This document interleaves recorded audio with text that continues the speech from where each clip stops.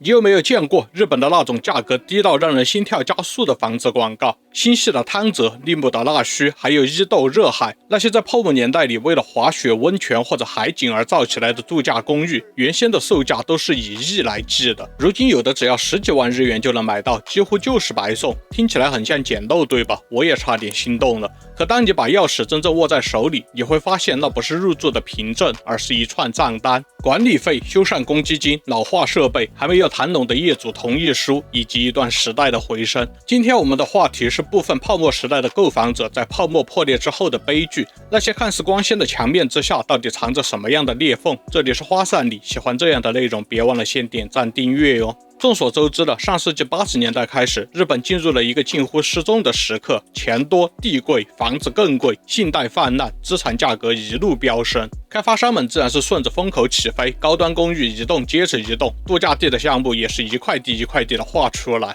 旅游区的高级公寓标配是门口能打高尔夫，出门能去滑雪，楼里还配有温泉、健身房、网球场等等。买高级公寓的理由向来都不只是住，还包括了一种身份的宣言。这也导致了这些高级公寓的购房者并非都是真正适合负担他们的人，也有不少是踮着脚贷款入手的。当然，并非所有泡沫期的奢侈项目都是一落千丈，一些管理完善、修缮计划明确、选址极佳的高级公寓，后来的价格变化也确实符合原本的贬值预期，成为了口碑与价值并存的老牌优质公寓。但这种都是极少数真正在好地段上的好项目，更大量的为潮流而建的所谓高级公寓，在需求退潮之后就暴露出了高维持成本加上低使用率的致命组合。这些房子如今通常都是电梯要检修，外墙要翻新，管道要更新，温泉要保养，而住在里面的人却越来越少。把它当成临时别墅的真正目标业主，一年就来1-2次，听到要出大钱保养，都很难有参与感。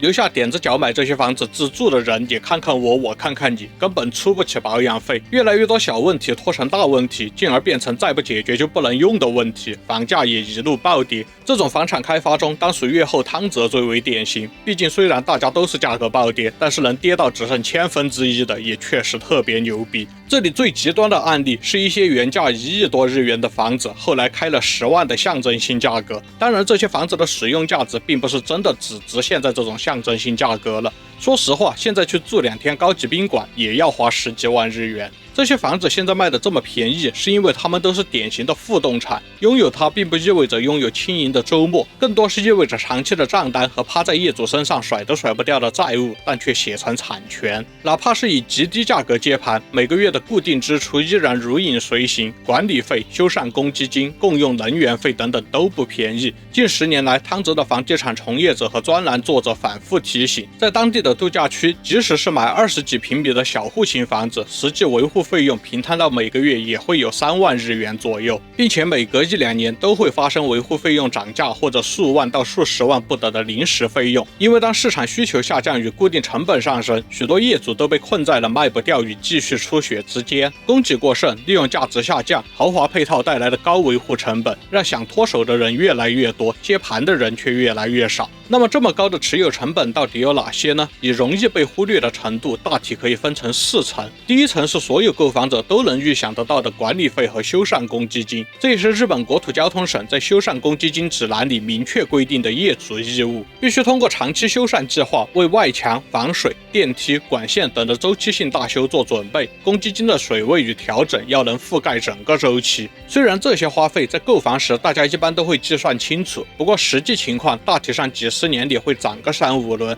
越是一开始高级的公寓，涨价的幅度越高。第二层是这种度假公寓特有的大成本温泉维护。当年的卖点里面，温泉可能是最迷人的2个字，但是如今到了大修季却往往是最烧钱的。如果公寓中仅有大浴场的话，那么系统边界还算可控，但是这些高级公寓不少都是户户拉管的各屋独立温泉，那么主干与支管、换热、循环泵、保温、耐腐蚀材料、计量与检漏系统等等，每一个环节都可能触发以亿来计算的修缮预算。第3层是使用者结构带来的额外负担，遇上上述的天价温泉设施大修，有些业主就会希望置身事外，无非就是浴室没得用而已。而且很多买家本来就不是常住于此，对于已经出了问题又好像能勉强用的情况反应迟钝，常住者希望立刻修的项目，在他们眼里常常还可以债等等，这就进入了智力博弈，谁来提案，谁来解释，谁来投票，谁来付钱。如果意见一直都不能统一，那就是一直拖，拖来拖去，结果往往小病成了大病，维护也从高频率维持变成了低频率大修，成本和体验都会变差很多。而且常常是踮脚贷款入住的常住业主们要帮非常住业主们摊这些费用，社区内的贫富差距也会明显加剧。第4层是公积金不足，高级公寓的高维护费用是客观存在的，有些卖新房时可能故意计算了一个看起来便宜的公积金方便销售，要么后面慢慢加上去，要么等公积金不足时再处理。政府虽然建议每5年重新检查和修正长修计划，但是要在问题还没有发生时又要额外付钱，大家总有侥幸心理。如果公积金不足发生了，那么业主集体会有3个选择，要么是一次性追加缴纳，要么是找资源机构或者是金融机构借贷，要么是缩小工程量或者延后。3条路每一条路都不好走，一次性追缴的话，总有些业主不愿意；借贷的话，利息不便宜；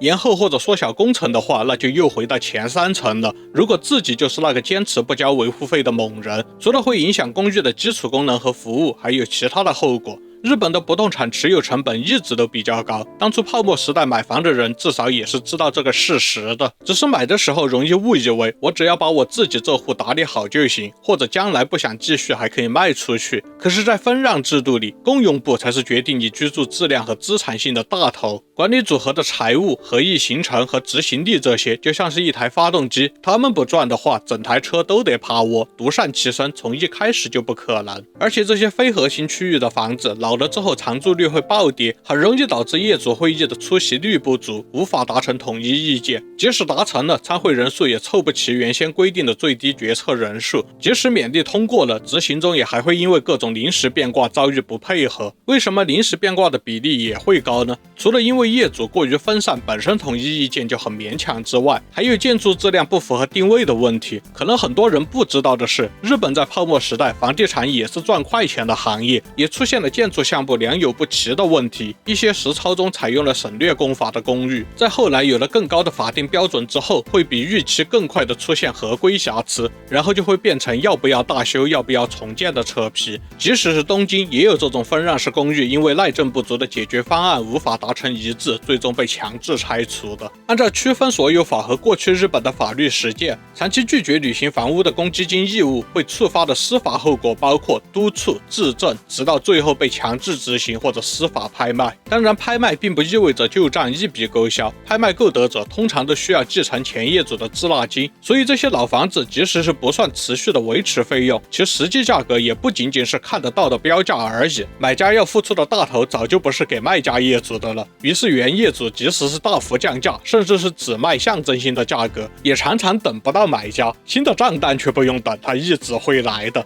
最后还是被强制执行或者直接申请破产躲债。这就是许多在泡沫时代踮脚买高级住宅的购房者在泡沫破裂之后的真实体验。总而言之，泡沫时代这类房子的初期业主首先面对的是泡沫破裂之后价格砸下来，但是泡沫时代约定的账单可是一封都不会漏发，1元都不会降价。然后就是想割肉卖房回血时卖不掉，同一区域总是有几十套上百套的公寓在打1折销售，中介网站远远看去还以为是 Steam 的夏季促销，但是买家却没有几个。不卖吧，管理费、各种修缮和维持公积金、能源费用等等都会越来越贵，甚至高过在当地租个新房子。即使如此，公积金还是不够完全修复原本过于高级的设施，拖着不修的话又会拖成大病，影响其他更基础的功能。当然再怎么说，生活只要还能过得下去，总有办法的，心若在梦就在，大不了从头再来嘛。但最痛苦的是过不下去的，泡沫破裂之后失业的、退休的、收入下滑的、家庭结构变化的，都会在同一张缴费通知书面前陷入沉默。这就是泡沫破裂后的长尾，宏观数字在新闻里的明显下跌只有几年，但是对于在泡沫时代里做出了不同选择的人，其后果却是延续一生。在短暂的繁荣里做出了长久的承诺，却忘了可能繁荣终结时，协议仍然要履行。